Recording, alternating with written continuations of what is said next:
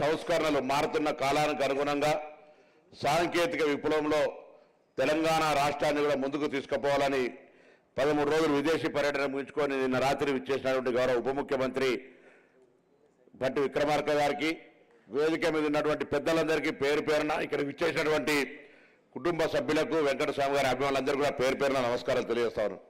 ఒక చిన్న ఎన్ఎస్యూ నాయకుడిని, పెద్దలు వెంకటస్వామి గారి రాజకీయాల్లో అటు పెద్దపల్లి పార్లమెంటుగా, ఇటు కరీంనగర్ పార్లమెంటుకు చొక్కారావు గారు, సత్యనారాయణ గారు పెద్దలుగా ముగ్గురితోటి ఆప్యాయంగా రాజకీయంగా ఆనాడు 90 నుంచి 87, 88 తర్వాత 90 నుంచి ఎప్పుడు కూడా ప్రతి కార్యక్రమం లోపల నేను వాళ్ళ వెంట ఉండేవాడిని. రాజకీయంగా అనేక సందర్భాల్లో వాళ్ళ దగ్గర ఎట్లా కష్టపడి పనిచేయాలి, ఎంత నిబద్ధతతో పనిచేయాలి, ఎంత నీతితో పనిచేయాలి అనే అంశాన్ని ఆ ముగ్గురు నాయకుల దగ్గర తెచ్చుకుని, అందులో వెంకటస్వామి గారు దినచర్యలో పొద్దున లేచిందంటే కొంత వ్యాయామం, బ్రేక్ఫాస్ట్ తర్వాత ఆఫీసులో కూర్చొని ఎవరన్నా రాని డిస్పోజింగ్ సిస్టంలో, నేను గౌరవ అంత పెద్దలందరికీ తెలుసు కానీ డిస్పోజింగ్ సిస్టంలో వెంకటస్వామి గారు నేర్చుకుంటే పొద్దున ఇంట్లో కూర్చొని మారేడుపల్లిలో 100 మంది వచ్చినా లైన్గా టెలిఫోన్ కానీ ఎదుటి వాళ్ళకి ₹1 లాభం జరుగుతున్నా సరే డిస్పోజ్ చేసి ఒక పారదర్శకంగా ప్రజలను ఏ విధంగా సమస్యల పట్ల స్పందించాలనేటువంటి గొప్ప అనుభవం ఉన్నటువంటి వ్యక్తి. అటువంటి వ్యక్తి అలా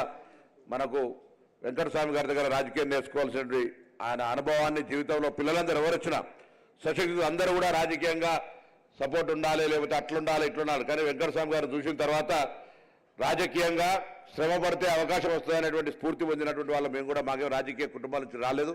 కానీ వెంకటస్వామి గారు ఏ విధంగా శ్రమపడి నాట్ ఓన్లీ తెలంగాణకు పరిమితం, ఆంధ్రప్రదేశ్ కాదు దేశ స్థాయిలో కాకా అంటే ఒక మెమరబుల్ అదంతవరి వల్ల ఒక వేదిక వారి కుటుంబానికి దొరికింది. రాజకీయంగా ముఖ్యమంత్రి గారు అన్న ఆర్థిక వారసత్వం లేదు కదా, రాజకీయ వారసత్వం అలా ముగ్గురితో పాటు నేను కూడా నలుగురు రాజకీయ వారసత్వం ఒప్పుకుంటా లేదు అంతేనా. ఆర్థిక వారసత్వానికి వచ్చినప్పటికీ అది మా కింద అక్కడను వదిన ఉన్న వాళ్ళందరూ అంటారు. కానీ తప్పకుండా, ఎందుకంటే నేను అటువంటి రాజకీయమైనటువంటి అనుభూతి వారితోటి వారసత్వంలో వీళ్ళందరి దగ్గర నేర్చుకున్నటువంటి వ్యక్తి. తప్పకుండా వారి సంబంధానికి చెబుతూ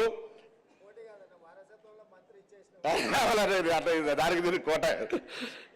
ఈరోజు రాజకీయ వారసత్వం లోపల కాక దగ్గర నేను నేర్చుకున్నటువంటి మాటలు ఈ సందర్భంగా చెప్తా ఉన్నా. కాబట్టి తప్పకుండా పెద్దలు మరి వివేక్ గారు కానీ, వినోదన్న కానీ, వంశీ కానీ ఏ విధమైతే క్రమశిక్షణ నేర్పినారు కుటుంబంలో జనరల్గా పండిత పుత్ర పరమశిష్టాన్ని రాజకీయ నాయకులు కొడుకులు ఎవరు కూడా మళ్ళా పెద్ద సక్సెస్ గారంటారు. కానీ కాక మాత్రం అందరూ భిన్నంగా అందరినీ సక్సెస్ఫుల్ స్టోరీ అలా కాక ఎక్కడున్న ఆత్మ సంతోషపడితే, ఎందుకంటే ముగ్గురు అందరూ వేదిక మీద అలా అన్ని రకాలుగా ఉన్నారు.